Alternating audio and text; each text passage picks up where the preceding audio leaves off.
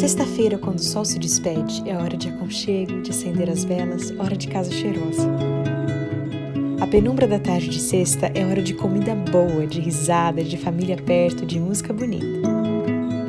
É hora de cantar e de ouvir, de falar e calar. É o momento de lembrar de onde viemos e para onde vamos, de aquecer a alma com a presença do Eterno, que é o Senhor desse dia. É o nascer de um dia e no morrer de outro. É a lembrança, a herança e a aliança que nunca morre. O sol baixando é o sinal, o momento de parar, respirar e viver as próximas 24 horas em completo estado de entrega, com o peito aberto para amar e os ouvidos prontos para ouvir. Esse é o sábado e ele começa no pôr do sol.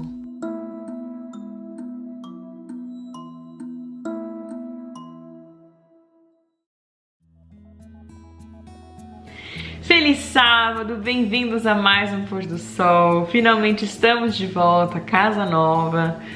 Gente, mudar não é fácil não, viu? Misericórdia. Mas enfim, sobrevivemos, ainda estamos sobrevivendo com a mudança.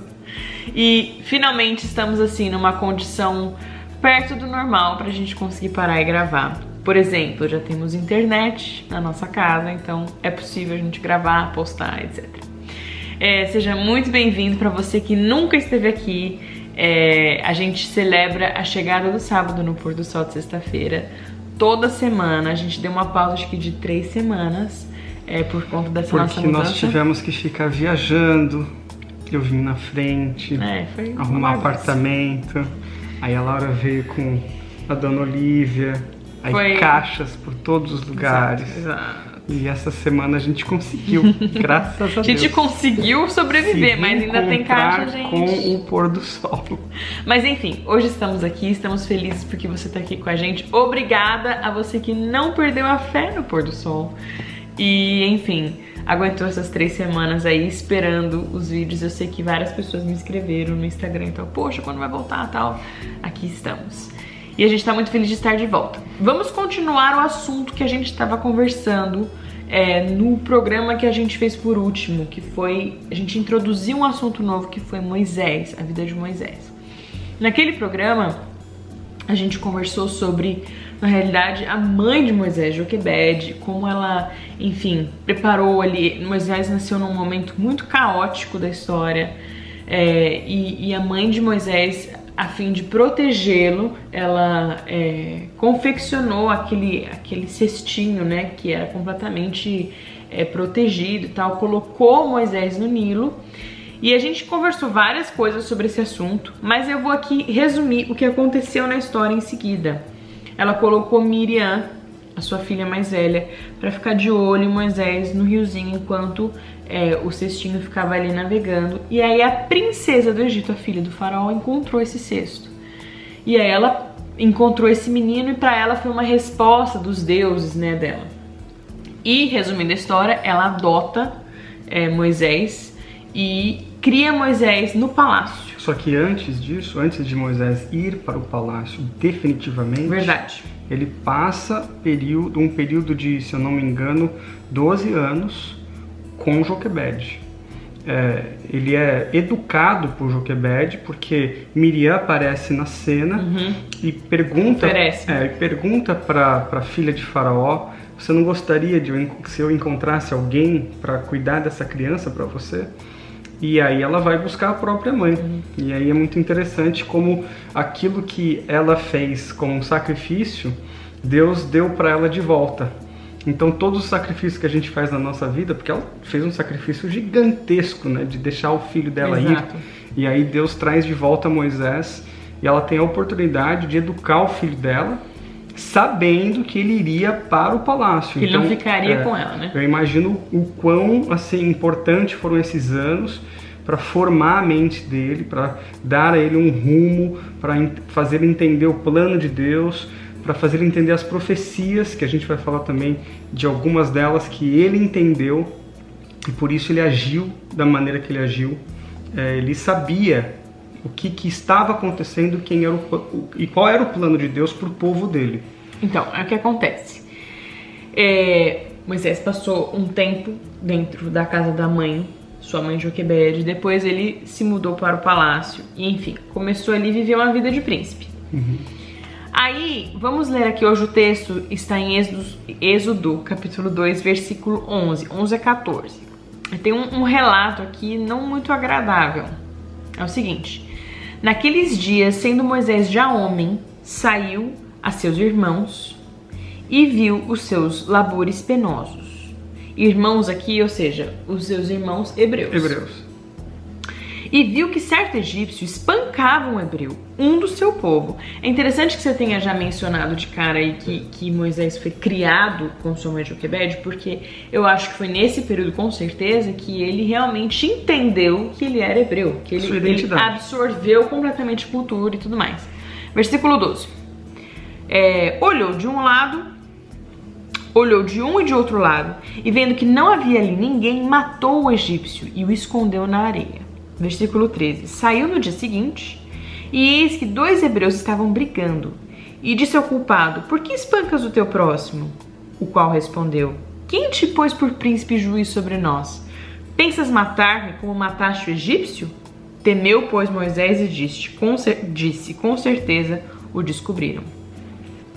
Então, assim, Moisés mostra aqui um lado. É interessante esse relato aqui, porque depois, quando a gente lê, então, Moisés, um homem pacífico, paciente, o líder, né, do povo de Deus. Manso. A Bíblia diz que ele foi o homem mais manso que andou sobre a terra. E aí, esse relato aqui de um homem, assim, esquentado, aparentemente, um homem sem nenhum domínio próprio, que viu uma injustiça acontecendo, como a gente vê todos os dias, e simplesmente foi fazer justiça com as próprias mãos. O que a gente pode tirar disso aqui em relação ao que viria para Moisés? Agora, dentro desse contexto que a gente já explicou, dessa passagem de ele indo para morar dentro do palácio, ele foi ali treinado, né? No palácio ele viveu possivelmente pelo menos 2 décadas no palácio, e ali ele foi treinado para ser um líder, um estadista. Ele recebeu treinamento militar, ele recebeu treinamento filosófico, ele recebeu também treinamento religioso, porque todo faraó, na verdade, era o líder religioso do Egito. Então, ele aprendeu também muito sobre a cultura dos deuses pagãos, mas no coração dele ainda existia aquela força que foi dada a ele pela mãe.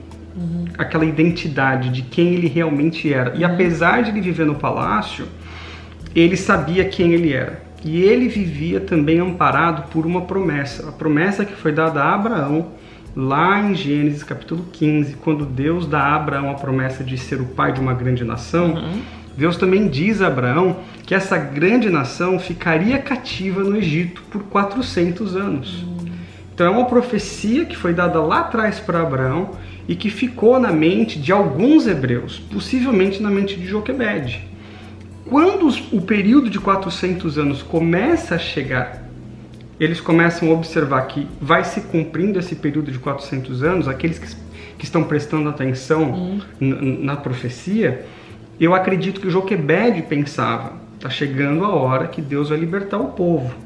Agora Moisés vai para o palácio. O que ele pensa sobre ele nesse momento? Eu sou o libertador. Eu sou o libertador. Sou eu que vou libertar o povo. E não tem nada de errado nisso se ele tivesse entendido que Deus era o libertador e iria usá-lo. Através dele. Mas aí ele toma toda essa responsabilidade sobre ele e ele age dessa maneira. E todas as vezes que a gente tenta fazer algo bom sem Deus, se transforma em algo ruim. Quando Deus quer agir na nossa vida, Ele não precisa da sua ajuda para você fazer isso. Ele não precisa da nossa ajuda para nada. Em situação nenhuma. O que Deus quer de nós? Obediência, paciência e que a gente se coloque em uma posição de submissão para que Ele possa agir.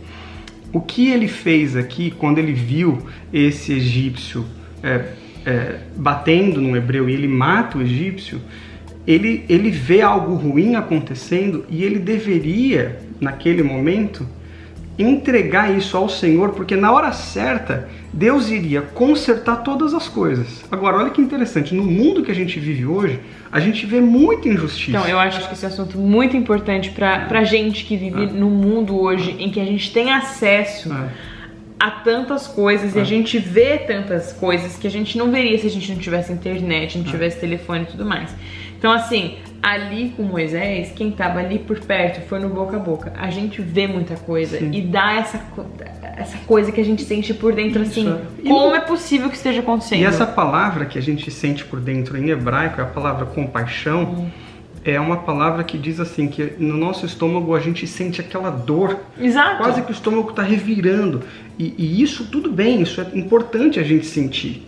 E ele sentiu isso, só que ele coloca sobre ele a responsabilidade de fazer alguma coisa sem ter a vida ali, naquele momento, submissa a Deus. Ele deveria ter falado, Senhor, o que o Senhor quer que eu faça vendo isso? Como que eu vou agir vendo isso? Então Deus tinha um plano, aparentemente, que talvez seria usar Moisés dentro do palácio, porque ele estava já dentro do palácio. Mas aí ele mata esse egípcio. De libertação do povo. Sim. Através de Moisés que estava dentro do palácio. Ele viraria um estadista, um líder religioso dentro do palácio. Mas na verdade ele tinha toda a cultura e todo o ensinamento que Joquebede havia dado para ele poderia ficar ali. Mas ele diz lá no livro de Hebreus capítulo 11, fala que Moisés rejeitou o palácio, ele não queria as honrarias do palácio, ele queria na verdade ser esse homem que Deus iria usar para ser um libertador. Porém, ele não permite, que é Deus que age. E o que vai acontecer? Ele toma essa decisão errada, mata uma pessoa e foge. E por 40 anos agora, Deus vai ensinar Moisés a ser um homem submisso, a confiar no poder dele, para que agora Deus possa mandá-lo de volta.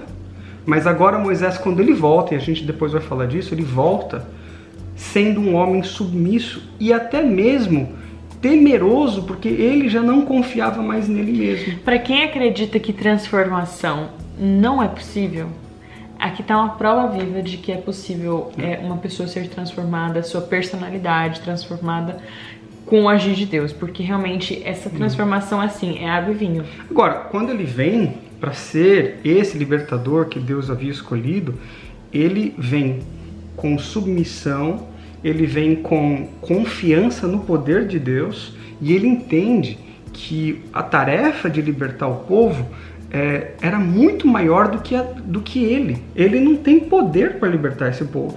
Então ele se coloca numa posição de Senhor, como que o Senhor vai libertar? Aí entra o ponto. Nós não estamos aqui para fazer alguma coisa que a gente no fim vai receber a glória. Se ele tivesse ali naquele momento matado o egípcio, escondido o corpo e tivesse feito tudo isso, e ele mesmo tivesse sido o libertador, onde estaria Deus nessa história?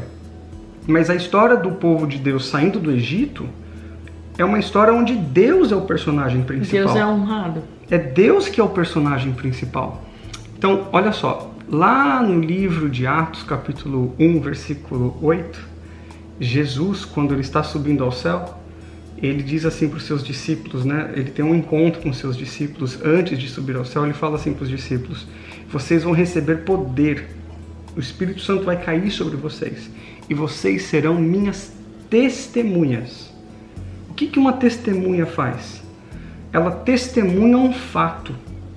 Ela não é a autora do fato. Ela não é a pessoa que faz o fato.